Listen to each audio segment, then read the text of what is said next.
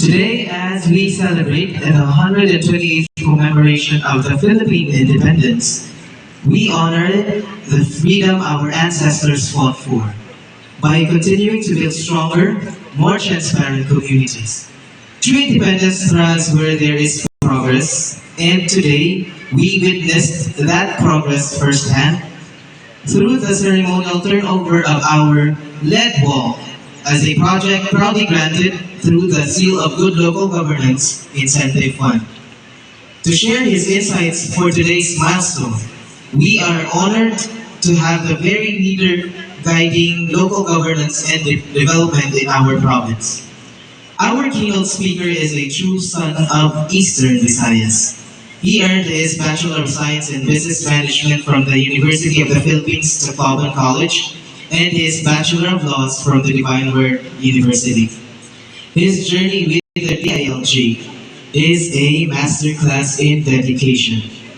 Starting in 1989 as a local government operations officer too, he spent the next 3 decades rising steadily through the ranks. He learned the ins and outs of local from the ground up, passing the prestigious Career Executives Service Written Examination along the way. Because of his stellar track record, he was called to high-level leadership, starting as the DILG Leyte Cluster Head. He also served as the DILG Tacloban City Director and also served as the DILG Eastern Samar Provincial Director. Today, he brings his wealth of knowledge in local governance, decades of field experience, and visionary leadership here to the municipality of Hilongos. Ladies and gentlemen, to officially deliver our keynote address, let us give a warm and resounding welcome to our DILG Leyte Provincial Director, Director Johannes Y. Dorado.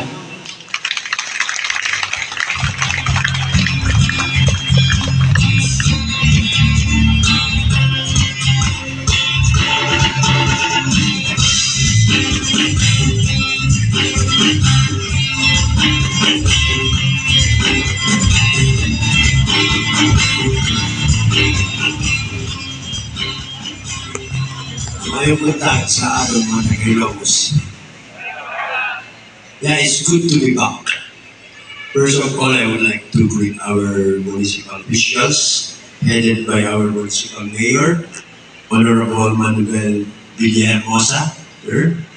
Our vice mayor, Honorable Albert P. Villahermosa, our Sanggunian Bayan members, Honorable Chris Antonio Ong, Honorable Manuel D. Gavisan, Honorable Manuel D. Lora, Honorable Bernadette M. Nerves, Honorable Joseph F. Pulache, Honorable Trinidad Sarate, Honorable Alim P. Leoma, Honorable Francisco M. Ortega, Honorable Richard Benedict Ocario, and Honorable Cecil Antoniette Sabrido, and all the municipal officials, our national government agencies, our DILG family, all other sectors in the municipality of Ilocos. Again, good morning. As you have heard sa pag-introduce ni JP, it was way back in 1989 when we passed the training, the orientation training in DILG. My first assignment was Leyte. It was September of 1989. I was assigned here in Hilongos. So, dili ko na-assign na ko diri, it was 36 years ago. So we stayed in Barangay Dunang as a Barangay Government Operations Officer. You know what? We learned a lot. Our experience in Ilocos, I shared it to other DILG officers. Daghan ng akong nagawan din sa Ilocos because way back in 1989, our local government code was the old local government code. It was the 1983 local government code, but as from the Bill 37, wherein ang ato mga barangay officials were only having their session once a month. Kaya mo ba kamo, once a month lang sa una? Unlike today, they have twice a month. So, we were required at the DILG to come up with a barangay development plan in the stations we were assigned. So, I was covering 10 barangays in the side going to Bato. I was stationed in Barangay Dunang. So, all neighboring barangays na po, 10 of them. And then we were required by the department to come up with a barangay development plan, 5 kabuok, within a period of 3 months. I was telling them, and I'm sharing this always during my lecture in local legislation, that this is what I learned in Ilocos. Because when it was already December, I only have 4 barangay development plan prepared, and we required 5. It so happened that the purong barangay, at the time, the barangay captain, was here at the municipality, at the municipal hall. So I asked him, Kapitan, na ako'y hangyo animo, pwede ba po mag-observe sa inyong session? So he didn't bother looking at the calendar. Instead, he looked up at the ceiling and said, "Buwan to ka, good sir. O, kanus naman ng inyong session?" Again, I repeat, it was only once a month, way back in 1989. He was telling me, kung ato ka sir, ang among session, every full moon. It was only during full moon that they conduct their session. So it was really, I was so amazed. How come that you have your full session during a full moon? It was a month. Every session, every full moon na ang session. So kaya full moon every once a month. So I asked him, what time man ang inyong session? So mura mga filosofo, simple siya, gabi, ikay full moon, wala man full moon sa buntag.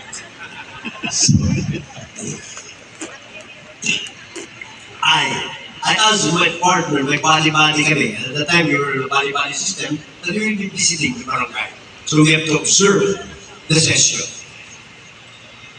We arrived there kasi the time of their session starts at 9 o'clock in the evening. So we arrived there. And remember, the time it was only the Kunatang Barangay, nakindi the old local government code, wala pa sa mga Kunatang, was like Pabatang Barangay. So when we arrived at the barangay, at that time wala pa man mga structure, mga permanent structure, mula sa Catis was a beach along the sea. So we arrived there, the barangay council member asked me if I would like to talk before that. I said no, because we cannot entertain the session. So what we do is we have to observe until you've done your session. So we just sat down sa may Catis, sa gigit, sa ilang likuran. Then they were about, when they finished their session at around 11, past 11, I curiously asked one of the Sangguniang Barangay member, nga naman sa kadaghan sa pizza sa kalendaryo, nga naman nga pulbol ang inyong pipili. So, without hesitation, immediately answered, kaya kami din answer sa among barangay, puro kami mangirista. So when during full moon, we do not go, di kami magpadagat. Kaya wala puro kami magpapupwesta. So it was actually the explanation why they settled for full moon to conduct their session. And it's only the time that every member of the Sangguniang, all of them are fishermen, is the only time that all are available. So they chose that particular day, ang full moon, Kadayaw, every Kadayaw. So what I learned from that, because I've been assigned to several municipalities in Leyte, in Eastern Samar, I was assigned to Samar. I shared my experience in Ilocos. You know what was best, what was the best practice I observed is because they were one, the Sangguniang Barangay. They were all together deciding that each and every member will be available for such session. That they can participate, they can really participate. Wala wala absences, so everyone's available because it's the only time that anan sila available. So even during my lectures in local legislation until now, I share this experience, what I learned here in Ilocos. So congratulations Ilocos, I was able to relate this to different provinces. So kilala ko Ilocos with regards to the story that I shared with them. Barangay, I forgot the name of the barangay, it's barangay Tapok sa Lunao. But at any rate, I would like also to express our gratitude for cooperating with all the programs of the DILG, with our Municipal Local Government Operations Officer, si Ma'am Jessica, Jessica Rosol, and Jessica. Yeah. Please stand up, Ma'am Jessica. Pakita mo na Jessica. Yeah. Kasi Ma'am Jessica will be leaving Ilocos. Okay, I don't know, I muna mo, no? And he will be replaced by in the same caliber by our MLG also, Engineer Gabriel Danulia. Please stand up. Siya ang pulling kay Jessica. And I would like also to introduce to you that the DILG is often visited by our cluster head, Mauricio Labado. Dondon Labado is here. He's assigned in the 5th district of Leyte. I am also here with our program manager, Sheena Acebo. Siya mag-check kung naka-SDLG na bang Ilocos or not. We also have here our engineer of PDMU, Engineer Pajares. At any rate, I would like to inform you that the regional director has left for Surigao, I think because of the training that are conducted. He's the motion coordinator. Every year we conduct trainings for newly hired personnel. So again, as we observe, today we lay wreaths to honor the ultimate sacrifices that won our nation's freedom. We are reminded that the greatest way to honor our heroes is through excellent, honest, and dedicated public service. It brings me immense pride as partner in local governance to witness Ilocos celebrate a monumental achievement, successfully passing the stringent standard for the calendar year 2024 Seal of Good Local Governance. The SGLG is not just an award, it is the highest bar of excellence for local government units. It demands transparency, fiscal discipline, and a heart for public welfare. The unveiling of your new lead wall, funded through the SGLG Incentive Fund, stands as a visible shining monument to your compliance, hard work, and integrity. It is proof that when leadership and citizens move in harmony, real and innovative development follows. It was not an overnight journey. It took a while for the entire local government unit to get the right mix of systems and policies that led you to meet every single indicator in the SGLG. We know that the hard work and strong collaborations among key municipal officials and employees made this achievement possible. On this historic day, I challenge the leadership and the people of Ilongos to look at this new lead wall, not just a piece of technology, but as a symbol of your good governance.